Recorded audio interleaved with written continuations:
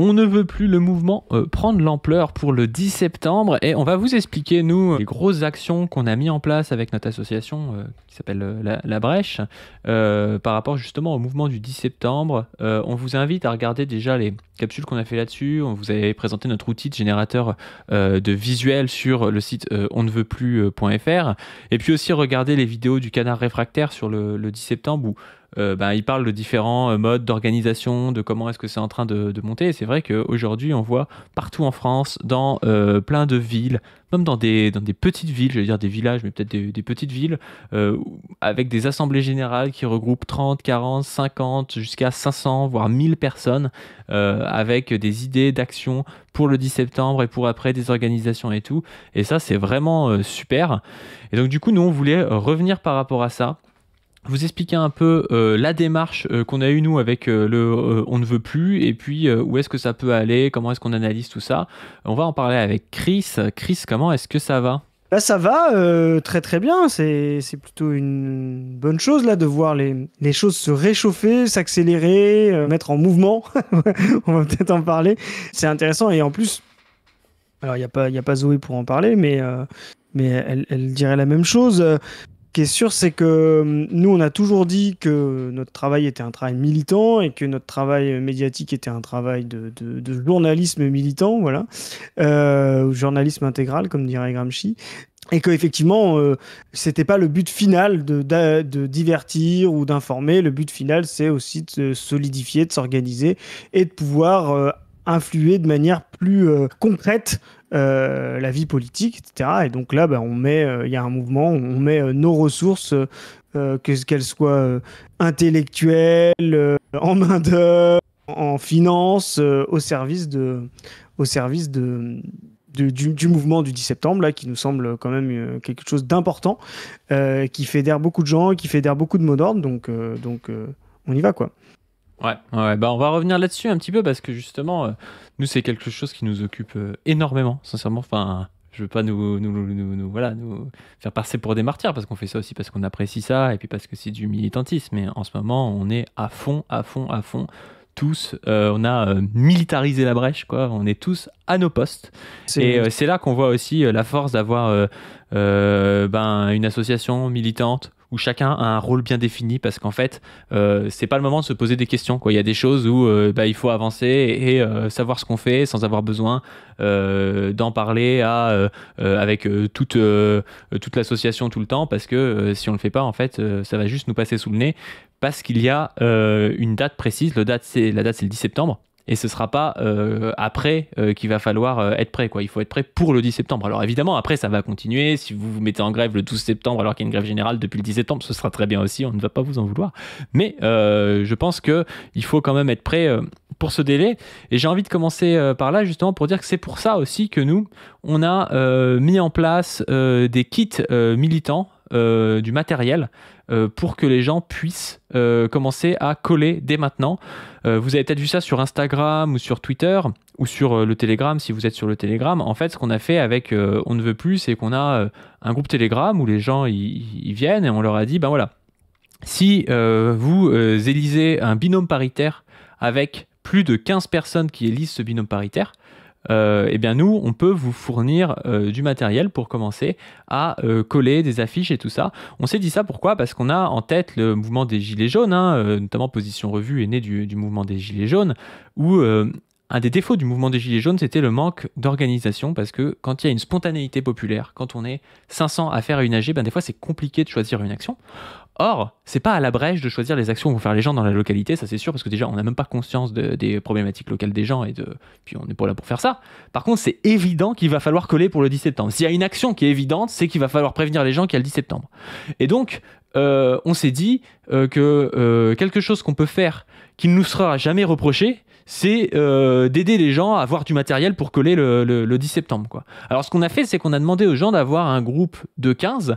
Pourquoi ? Parce que 15, c'est suffisamment grand pour commencer à faire une organisation un petit peu politique. À 15, vous faites de la politique. Vous n'êtes pas à 3, vous n'êtes pas à 4, ou vous êtes avec votre groupe d'amis et c'est facile, vous vous entendez surtout. À 15, peut y avoir des divergences, peut y avoir des discussions. À 15, on rencontre des gens. C'est transpartisan, c'est aussi le but. Nous, vous savez, à la Brèche, on a une ligne, on l'assume, hein, c'est une ligne qui est marxiste, qui est progressiste, mais qui est un peu transpartisane. Alors des fois, on va taper sur les trotskistes, des fois sur les Stahl, des fois sur les réformistes, des fois sur les gauchistes ou je sais pas trop quoi, mais en réalité, on pense que tous ces gens-là, ils partagent une volonté de transformation sociale progressiste et on pense que c'est l'analyse marxiste, matérialiste, dialectique qui permet de comprendre comment est-ce qu'on fait cette transformation sociale. Et donc on s'est dit, voilà, un groupe de 15, ça permet d'avoir un groupe transpartisan qui n'est pas non plus trop gros pour ne pas pouvoir agir, parce que 15, c'est pour coller, c'est suffisant. Hein. Je veux dire, 15 pour coller, c'est suffisant. Vous faites quelques groupes de 4 pour aller coller avec un roulement tous les soirs et puis ça va. Je vais finir, Chris, sur ça pour te laisser la parole après, mais pour expliquer bien la démarche. On a demandé un binôme paritaire aussi, parce que ça permet d'avoir 2 personnes. Tout ne repose pas que sur une seule personne. Paritaire parce qu'on sait que quand vous avez une AG et si vous demandez à quelqu'un d'être le représentant de l'AG, très souvent ça va être un mec. Ça va être des gars, un concours de coq comme ça pour qui sera le chef. Et donc c'est intéressant d'avoir comme ça un binôme paritaire avec un homme et une femme, même pour on parle souvent de VSS aussi sur comment ça s'appelle, la chaîne. Peut y avoir aussi dans des groupes comme ça qui vont se former des problématiques de misogynie, de violence sexiste ou des choses comme ça. Donc avoir une femme qui est représentante, c'était important pour nous et on pense que c'est central. Et donc à partir de là, quand les gens ont élu leur binôme paritaire, alors nous on vous demande juste, quand vous faites ça, quand vous faites votre AG, d'aller sur le site onneveutplus.fr, je vais vous le montrer, et d'aller en bas là. En bas du site, vous avez un appel que chaque personne de l'AG remplit, son nom, son mail, sa ville. Si la personne elle veut participer ou organiser, elle met par exemple participer. Elle peut rajouter moi je suis quelque chose ou quelque chose sur elle, pas forcément. Ce qu'on demande dans les AG, ce qui est pas mal, c'est de dire on a fait une AG à 14h le 16 octobre et on a élu Christine et Paul. Et du coup après il faut votre consentement parce que du coup comme on a votre mail et votre prénom et votre ville, vous avez une politique de confidentialité, vous pouvez demander à être effacé de la banque de données évidemment. On demande à tout le monde de remplir ça, pourquoi ? Pour avoir la possibilité de renvoyer après si par exemple on a une censure de Telegram qui est un truc russe, donc on peut nous dire voilà Telegram c'est russe ou je sais pas trop quoi. Si on a une problématique comme ça, on peut vous renvoyer un mail et vous tenir au courant de tiens il y a une AG à Reims à telle heure, tu peux y retourner pour retrouver les gens. Parce que ça c'est une deuxième analyse qu'on a fait par rapport aux Gilets jaunes, c'est qu'il y avait un manque d'organisation qui faisait que tu voyais 100 personnes ultra déter un jour, et puis 2 mois après, tu savais pas qui étaient les gens, t'avais pas leur adresse mail, tu pouvais pas les recontacter, et tu pouvais pas t'organiser. Et ça, c'est vraiment gênant. Et donc, le fait de pouvoir comme ça renvoyer un mail aux gens juste en leur disant tiens, ton binôme là, Christine et Paul, ils ont dit qu'il y avait une AG à 14h machin à telle place, tu peux y retourner. Ça va permettre aux gens de refaire lien et de pas se perdre. Et on trouvait que c'était important, quoi. Donc voilà, moi j'ai présenté un peu la démarche. Toi, tu as plus géré le matos. Est-ce que tu as des avis théoriques par rapport à ça ? Est-ce que tu veux continuer à parler de pratico-pratique ? Non, mais juste pour info, je complète pour dire que sur la première page, il y a donc cet appel qui est aussi une forme de charte en fait. Quand on rejoint On ne veut plus, voilà, on sait qu'on est dans un mouvement progressiste, etc. Qu'on essaye de, on sait que voilà, il y a ces protéiformes, il y a plusieurs, voilà, donc c'est aussi une forme de charte à signer, d'être d'accord avec l'appel, comme tu dis pour les gens. Et puis si vous voulez juste dire ouais mais moi je soutiens vos pratiques, votre vision du monde, vous pouvez juste signer l'appel et puis mettre juste enrichir le nombre de personnes. On est presque à 1000 je crois, un peu plus de 1000 je sais plus voilà, de ouais c'est ça. Et puis en plus de ça, tu vois justement des fois il y avait des gens, ils étaient ils pensaient à 10 sur le Telegram, ils disent on fait une AG. Et en fait, comme ils disent, on fait une AG à un endroit et que nous, on envoie à tous les gens qui sont à cet endroit-là, à Paris, à telle place, il y a une AG. En fait, à l'AG, il se retrouve, il y a 30 personnes, tu vois. Et ça permet à des gens qui sont... Encore une fois, le but, c'est pas que ce soit un parti politique avec une ligne ultra claire et tout, mais qui sont sur une ligne qui est la nôtre, qui est progressiste, je pense que la plupart des gens, ils sont plutôt marxisants et tout, mais pas forcément. Encore une fois, les gens, s'ils sont juste là pour coller pour le 10 septembre, il n'y a aucun souci. Ils se retrouvent et puis ils s'organisent, quoi. On essaye de comprendre un petit peu la démarche. Il y a des partis politiques. qui sont eux-mêmes organisés pour soit faire élire, soit faire justement des campagnes politiques, etc. Nous, on n'est pas un parti politique. On est une association à but politique, voilà, et d'éducation populaire. Donc on est transpartisan. Transpartisan, ça veut pas dire qu'on accueille tous les partis. On est des noisettes, on est unitaire. Voilà, on n'est pas unitaire, justement. On est transpartisan, ça veut dire qu'on considère que notre ligne, elle peut parler, enrichir ou être enrichie par plusieurs partis. Et si on va dire que ça va de l'extrême droite de notre vision transpartisan, c'est l'AFI. Voilà. Et après, on a tous les partis communistes, etc. Voilà. Et donc, voilà, on va discuter avec ça. Notre but, c'est pas de participer à des campagnes politiques, parce que ça, les partis sont organisés pour ça, etc. Nous, notre but, c'est de participer à des campagnes qu'on va appeler de transformation directe, de mouvement, voilà. Et le 10 septembre, on est une. Voilà. Donc là, notre association qui, justement, va fédérer là où il y aura peut-être plus de difficultés à trouver des accords, d'appareils, etc. Nous, on va fédérer par le bas des gens transpartisans, dans le but d'être très rapide, très réactif sur une campagne. Voilà. Et nous, on a une campagne 10 septembre. Peut-être que le 3 janvier, il y aura une nouvelle campagne pour un autre sujet. Oui, voilà. c'est ça aussi le but. Si on a 50 personnes qui étaient chauds pour le 10 septembre et que vous avez le 3 janvier quelque chose qui se reforme, on vous enverra un mail, on vous dira le 3 janvier, il y a une AG à cet endroit-là chez vous. On essaiera de se former aussi pour envoyer du matos, des affiches, des trucs comme ça. Et puis voilà, quoi. Ça permettra aussi d'être organisé pour d'autres campagnes qui peuvent être similaires. Parce qu'encore une fois, on fait l'analyse critique des Gilets jaunes. Les Gilets jaunes ont été un moment de lutte des classes incroyable, hein. Un moment vraiment assez magnifique, mais assez tragique. Pourquoi ? Par un manque d'organisation. Et moi, je regrette que des Gilets jaunes, il ne reste aujourd'hui pas grand-chose d'organisation, de gens déjà organisés. Il reste quoi ? Il reste le Canard réfractaire, qui est sûrement la plus grande œuvre des Gilets jaunes aujourd'hui, tu vois. D'avoir un média comme ça, indépendant, totalement participatif et tout. Il y a Position Revue aussi, qui émane des Gilets jaunes. Tout à fait. Comme ça, j'imagine qu'il y a des initiatives qu'on ne connaît pas qui émanent des Gilets jaunes, mais malheureusement, toutes ces assemblées générales, toute cette intelligence collective qu'il y a eu, elle a été balayée un peu avec le mouvement et la répression de Macron. Et donc le but, c'est que prochaine fois qu'il y a un mouvement, il y ait déjà 50, 100 personnes organisées, je sais pas, dans les Bouches-du-Rhône, vers Lyon, vers je sais pas quoi et tout, et qui puissent s'organiser entre eux. Et nous, notre rôle s'arrête un petit peu là aussi, tu vois. Notre rôle, c'est pas sur place de dire quoi faire, parce que de toute façon, on n'y sera pas sur place. Donc, vous ferez bien ce que vous voulez. C'est aussi d'être un backup. Là, par exemple, on nous a demandé aussi, à Paris, ils nous ont dit, nous, on aimerait bien avoir une fiche juridique pour savoir nos droits quand on colle, où est-ce qu'on doit coller, qu'est-ce qu'on doit dire si on est contrôlé, des choses comme ça. Et ça, c'est aussi, je pense, un rôle qu'on peut jouer, d'essayer de faire ça et puis de le diffuser après dans notre newsletter à 1000 personnes pour qu'après ils puissent l'imprimer, le donner à des gens dans des AG indignons-nous, voilà, que les gens puissent militer au mieux sans risquer de se faire tabasser ou je sais pas trop quoi par une police dont on sait qu'elle est pas très très sympa avec les militants pour la transformation sociale, quoi. Ça. Non, mais tu me fais une passe décisive intéressante parce que tu parles de la genèse de Position Revue. Nous, c'était un petit peu Position, c'était un peu à la fin de mi-2019, vraiment à la fin des Gilets jaunes, qu'on a, essayé de faire un peu l'analyse marxiste de l'échec des Gilets jaunes. Il y a notre premier numéro et il y a des articles qui prendraient un peu sens aujourd'hui. Et si on s'appelait Position Revue, c'est justement un hommage au concept de Gramsci, c'est-à-dire la guerre de position. Et donc, qu'est-ce que la guerre de position ? C'est justement la logique de Gramsci, c'est de considérer qu'il y a, il le dit un moment dans ses cahiers, que la guerre de position est aussi décisive que la guerre de mouvement. Donc il a un référentiel, lui, qui est très important à l'époque, hein, parce qu'il est dans les années 20, qui est la guerre de 14, etc., où il y a la tranchée d'un côté et puis les offensives de l'autre. Et ce que va faire le constat de Gramsci, on y adhère ou on n'y adhère pas, c'est de dire...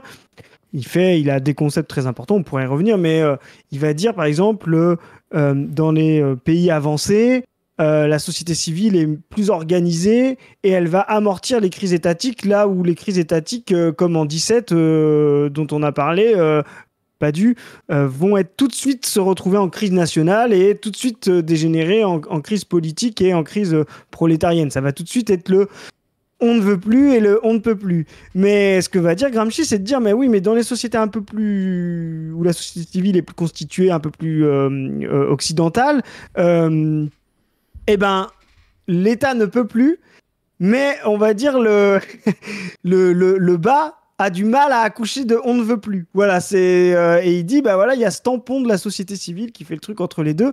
Et donc, il faut ce qu'on appelle une guerre de position. Il faut s'organiser pour produire de l'intellect, des idées, des formations journalistiques, des formations intellectuelles, fabriquer de la conscience et de l'hégémonie culturelle. Voilà, c'est ce que va nous dire Gramsci. Donc l'hégémonie culturelle, c'est pas un concept idéaliste,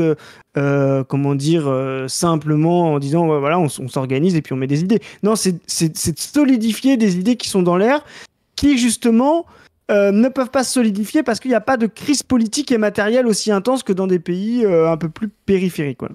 Tout ça, c'est là, voilà.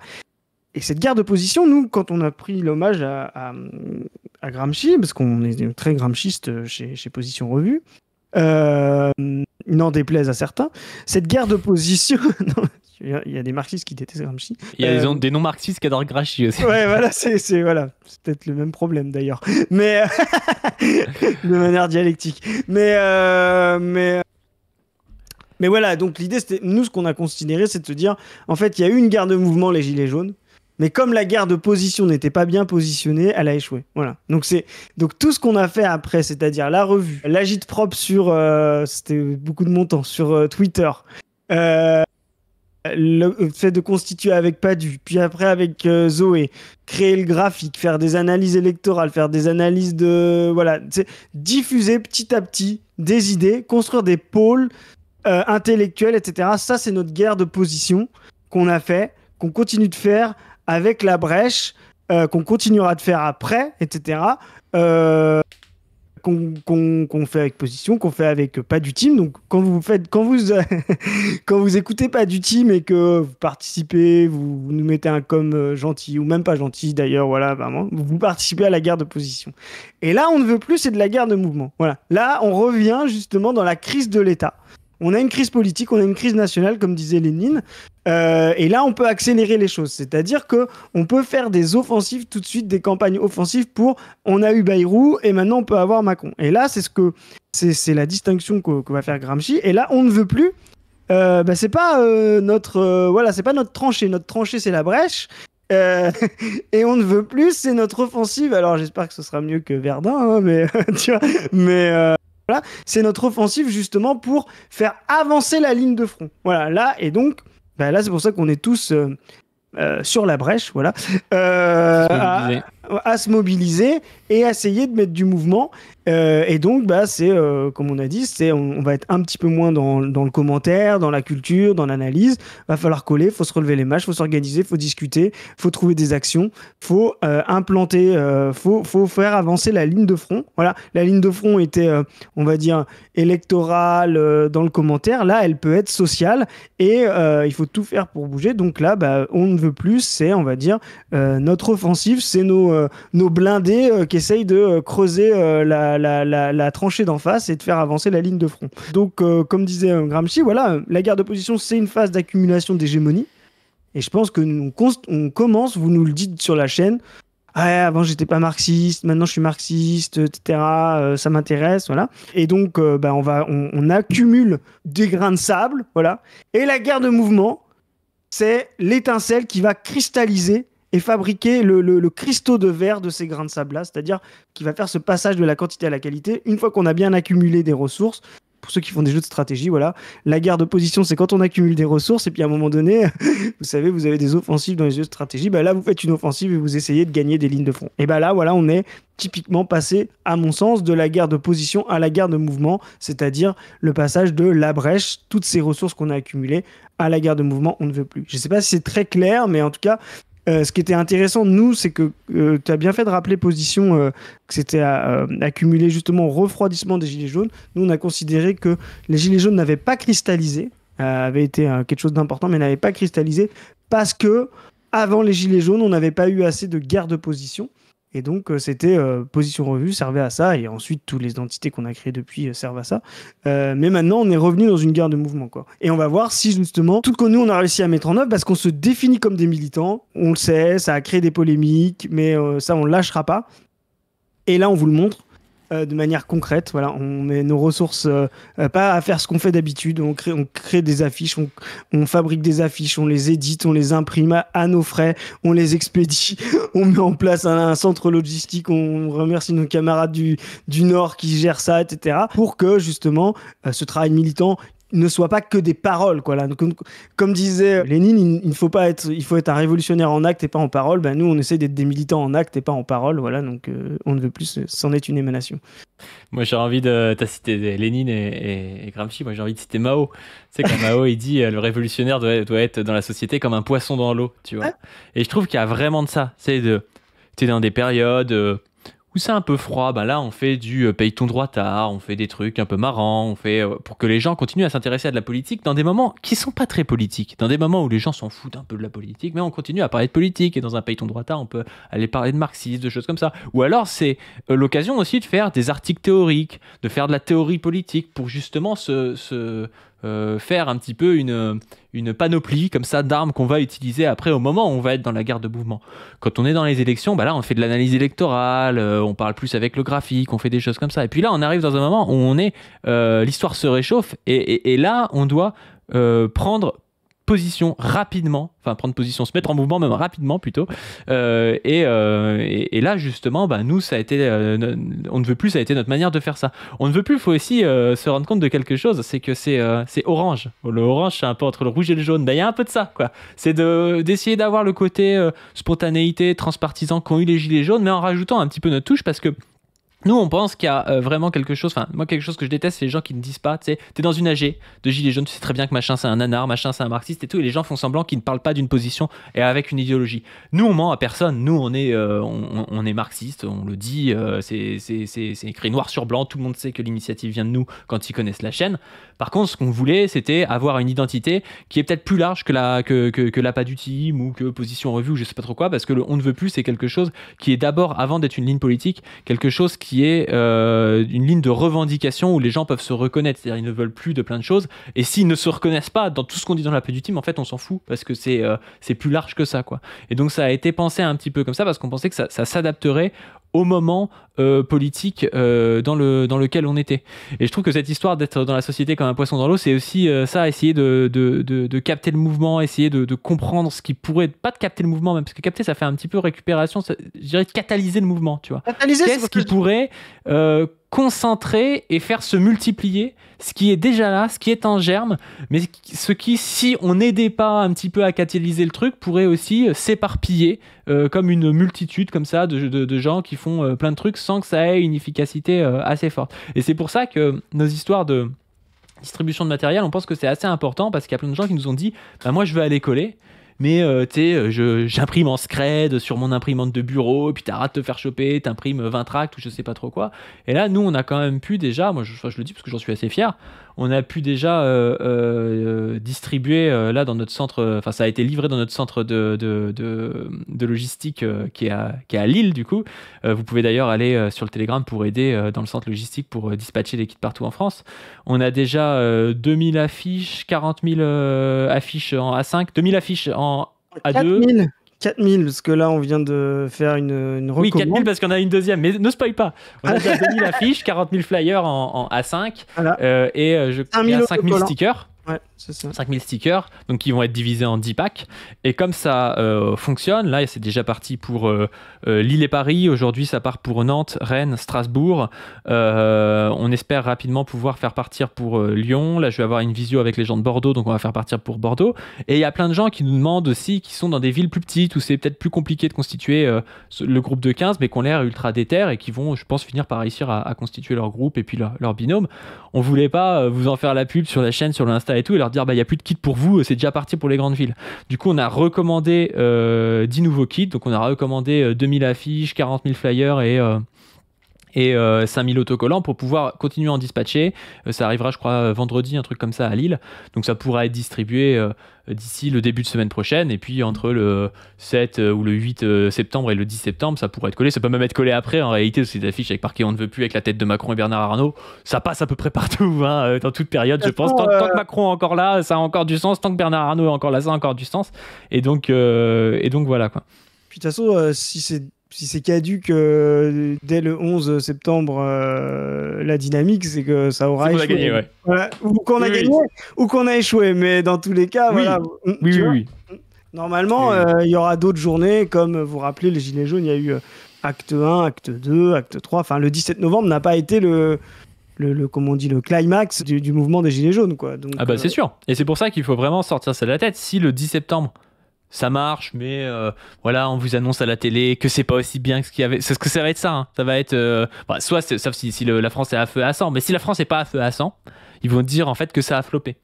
Vous inquiétez pas, les Gilets jaunes, c'était pas le premier acte qui a été le plus où il y avait un hélico dans l'Élysée. C'était 3, 4e acte qui étaient les plus chauds. Donc faut pas non plus tout de suite se démobiliser. C'est pour ça que faire de l'organisation et avoir son groupe avec qui on parle et tout, c'est quand même super important. On a aussi une autre annonce à faire. Donc on va avoir un stand à la Grande Braderie de Lille. La Grande Braderie de Lille, c'est quoi ? C'est un événement où il y a 2,5 millions de touristes quand même. Donc c'est un grand événement lillois. C'est le week-end prochain. Donc c'est le week-end, je crois que c'est le 6 et le 7, c'est ça ? 6 et 7 septembre. Et on va avoir notamment une table ronde qui devrait se passer samedi à 11h sur le stand de On ne veut plus à la Grande Braderie de Lille avec des invités spéciaux. On ne vous dit rien, on publiera une petite affiche, ça va être sympa.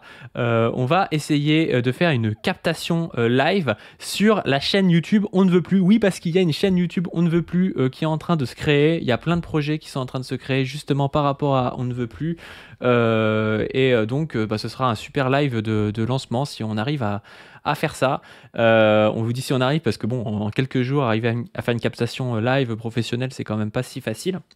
Il faut trouver des boîtes qui peuvent le faire et qui, du coup, seront libres pour la Grande Braderie, alors qu'il y a beaucoup de boîtes qui sont déjà prises justement pour la Grande Braderie, parce que la Grande Braderie, ça va attirer pas mal de travail pour les boîtes de prod, quoi. Voilà, et on va essayer de faire à l'avenir plus d'événements comme ça, concrets, des émissions filmées, donc restez connectés, comme on dit en français. Au passage, on va faire une sorte de caisse de lutte. Pourquoi ? Parce que tout ce qu'on fait là, nous on le finance sur l'argent de la brèche, c'est-à-dire l'argent qui en partie vient des revenus de l'appât du team. Ça ne nous gêne pas du tout, hein, c'est notre but, comme on vous dit, en tant que militant, de le faire. Mais si vous voulez participer, nous aider à faire plus de choses, nous aider à financer des trucs, n'hésitez pas à donner à la caisse de lutte. C'est un peu comme une caisse de grève. Quand vous faites une caisse de grève, les gens qui font grève, en général, ça ne les rembourse pas. Ils font grève parce qu'ils comprennent l'intérêt de faire la grève, ils financent ça sur leur denier. Mais quand vous pouvez donner à la caisse de grève, ça leur permet peut-être de se rendre compte qu'ils sont soutenus. Ça leur permet de faire peut-être grève un petit peu plus longtemps parce qu'ils voient qu'il y a un petit peu d'argent qui rentre et des choses comme ça. Donc nous, selon aussi ce qu'il y aura dans cette caisse, on se dira peut-être qu'on peut faire un événement en plus, peut-être qu'on peut imprimer 10 kits militants en plus ou des choses comme ça. Mais dans tous les cas, c'est pas parce que vous donnez pas qu'on arrêtera nos actions militantes et qu'on arrêtera de payer des captations live, de faire des kits militants ou tout ça. Ça n'a rien à voir, quoi. Donc je voulais juste vous le présenter comme ça. Je sais pas si je l'ai bien présenté. Moi, je suis pas un bon boutiquier, je me sens toujours un peu honteux de dire voilà, vous pouvez participer. Je sais que les gens ils font déjà ce qu'ils peuvent, mais c'est pour différencier aussi le Tipeee qui est là, ou le Tipeee, pas du team, ça paye nos salariés qui sont quand même là pour être payés par la chaîne YouTube, c'est normal. Donc le monteur, le graphiste, mais on a de l'argent en plus, comme on vous disait, notamment avec la chaîne YouTube, et on l'utilise là pour l'activité militante. Ce que vous donnez sur la caisse de lutte On ne veut plus, ça va pas payer le monteur de l'appât du team, si vous voulez. Ça va payer des choses pour On ne veut plus, pour la chaîne YouTube On ne veut plus, pour surtout la chaîne YouTube, je pense qu'il n'y aura rien à payer dessus dans un premier temps, parce que c'est des gens qui se sont proposés pour être bénévoles, voilà, mais surtout pour payer des affiches, pour payer des captations live ou des choses comme ça, quoi. Bah oui, surtout. Bah t'es pas un bon boutiquier, on sait tous que moi je suis pire que toi. Mais Il y a des gens qui savent faire ça, qui savent dire ah, moi je commence pas avant d'avoir un train de la hype niveau 15 et avoir 6 000 euros sur mon compte en banque. Moi je vais pas faire ça, tu vois, je suis pas là pour casser les couilles aux gens et tout. Mais bon, en même temps, nous, bah, si on paye, je sais pas, 5 000 euros d'affiche, bah c'est vrai que si les gens nous donnent même 1 000 euros, bah, on peut payer 1 000 euros d'affiche en plus et puis on se dit qu'on est un peu soutenu et tout, tu vois, c'est aussi ça quoi. Bah, c'est ça, mais nous, voilà, le but, c'est pas de la boutique, c'est du travail militant. Donc, comme vous le savez, si vous êtes autour d'une, comment dire, d'un parti, d'une asso militante ou d'une asso même qui fait justement voilà, d'éducation populaire ou du travail de terrain, d'entraide sociale, etc. Vous savez que bah, le nerf de la guerre, c'est d'avoir un peu de sous, quoi, hein, pour faire les actions. Et nous, c'est juste, voilà, on ouvre la caisse. Il y a des gens qui nous l'ont demandé, voilà, est-ce que je peux participer? Je peux mettre 5 euros, 1 euro, vous mettez ce que vous voulez.